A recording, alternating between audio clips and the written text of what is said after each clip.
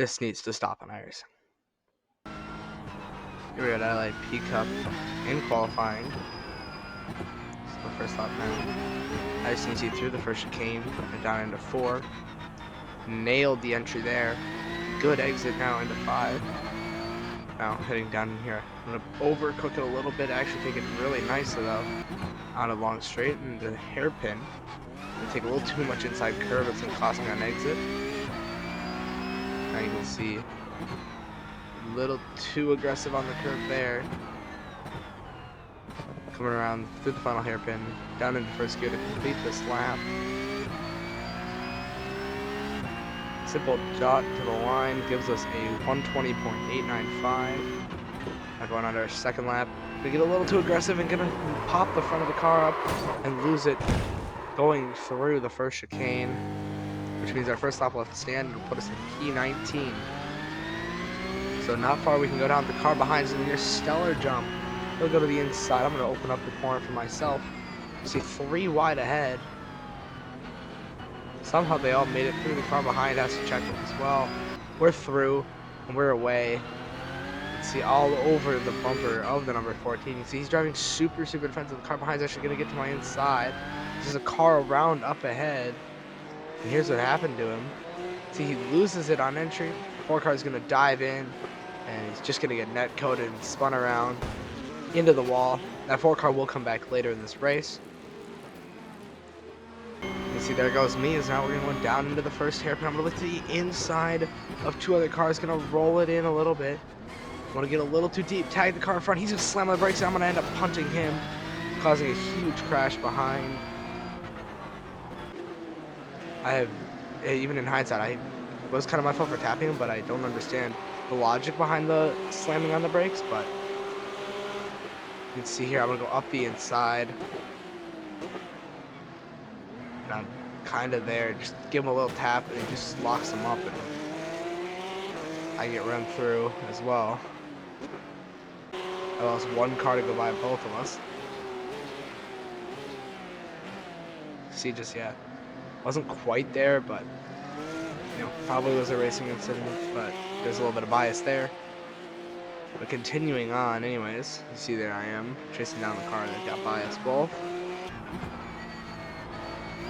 You see now up into P16. You see there's a nice group of cars ahead. It's now into turn number 4. Can't open it up too much as a caution. You'll see the cost right here as you come out of the turn number 5. It would be car number 4. Or car number 7, sorry. Same paint scheme as car number 4, but car number 7 spins it into the wall. Very easy place to do it. And up ahead there's more crashes. It looks like 2 cars get together there. Go back and take a look at what happened.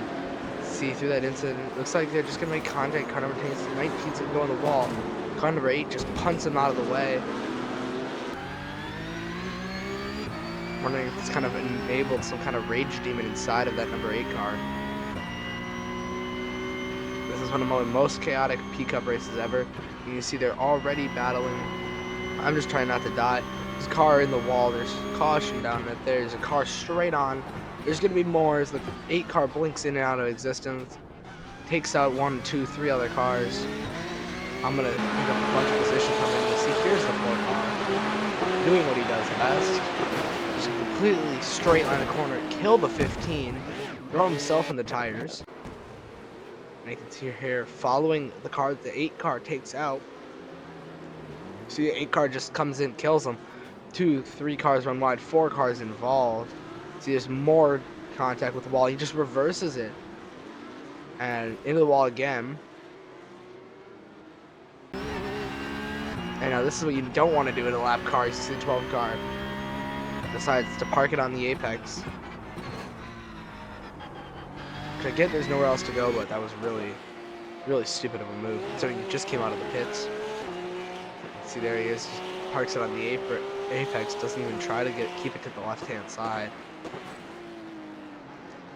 It wouldn't go long for him, as you can see in the background. He just gets absolutely fucking murdered by car number 9. Car number 9 is just going to put the enemy car in the wall and effectively end his day. It's now on to lap number 5. See him chasing down number 2, and there's a car around. The 10 car. Let's see what happened to him, and he just loses it on power on exit. You can see he just lost it on power. This is the fixed race. See, he tries to get it back going, sees us, stops, stops again.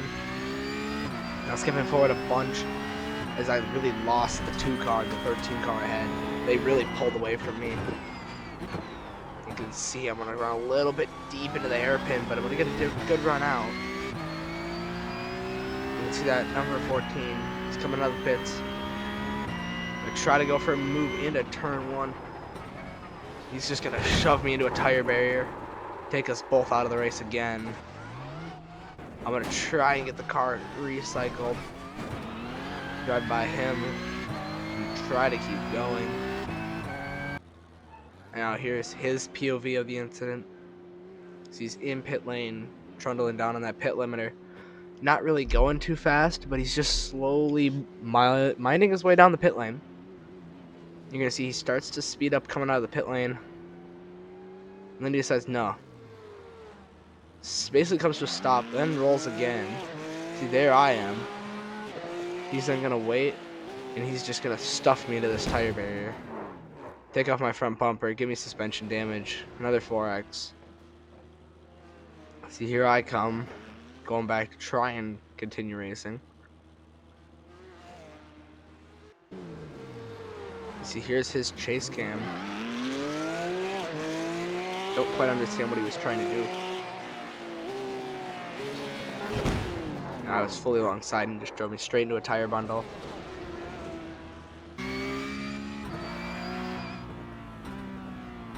But I almost thought this was intentional, which it was, I'm pretty sure. But it's the fact he stopped on pit exit.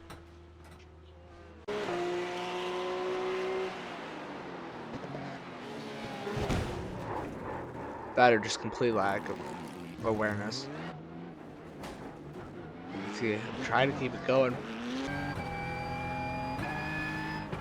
But no, that car is destroyed, and that'll be a DNF. You see, I go straight on to say, hey, this race is over. I did end up filing a protest.